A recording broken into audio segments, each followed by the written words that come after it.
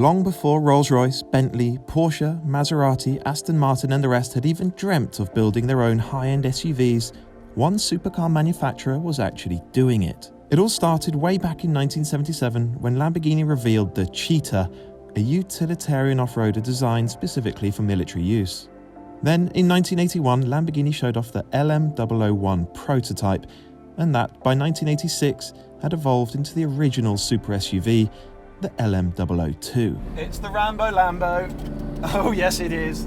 The LM002. The original super SUV, I suppose you could call it. Although actually, it's so utilitarian that it's kind of the anti-SUV, isn't it? I didn't think I'd ever get to drive one of these cars. Originally designed for military purposes, but it never really turned out that way. So they sold a handful of them to civilians.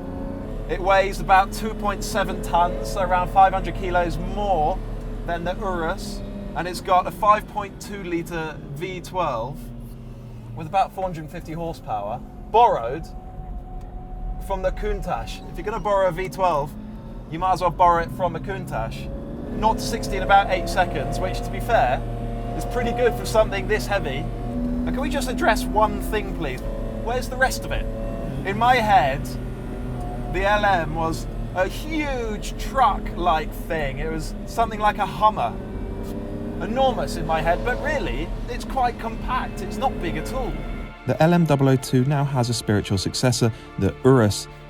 But as it turns out, even if it's snowy, icy and wintry outside, you don't actually need either of them. What you need is a Lamborghini Aventador SVJ.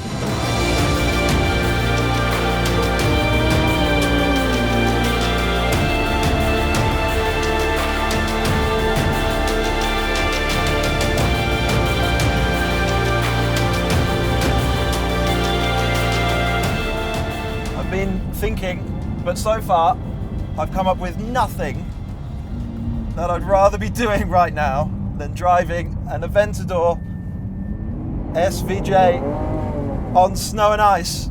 It just doesn't get any better than this, I have to say.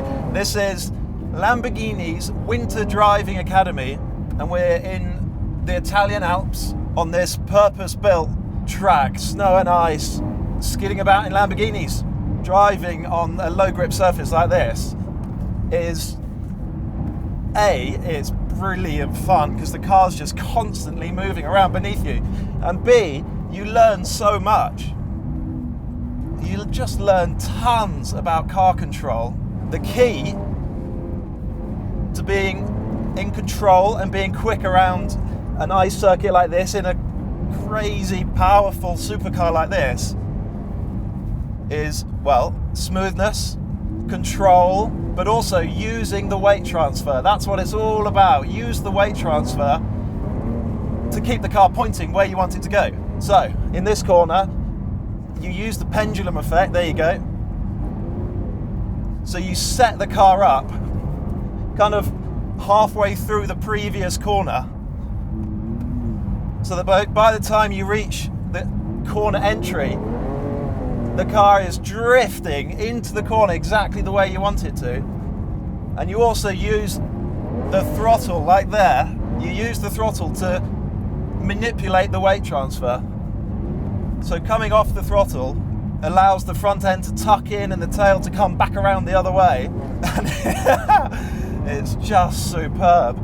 It's a short, tight little circuit, but it's been designed so that once you're on top of the car, once you've worked out the technique, you can link every corner so that you're drifting from one all the way through the next one and into the following corner, so that you're almost never just pointing forwards down the track. You never have straight wheels. You're just drifting the whole way round. It doesn't get any better. I could do this all day long.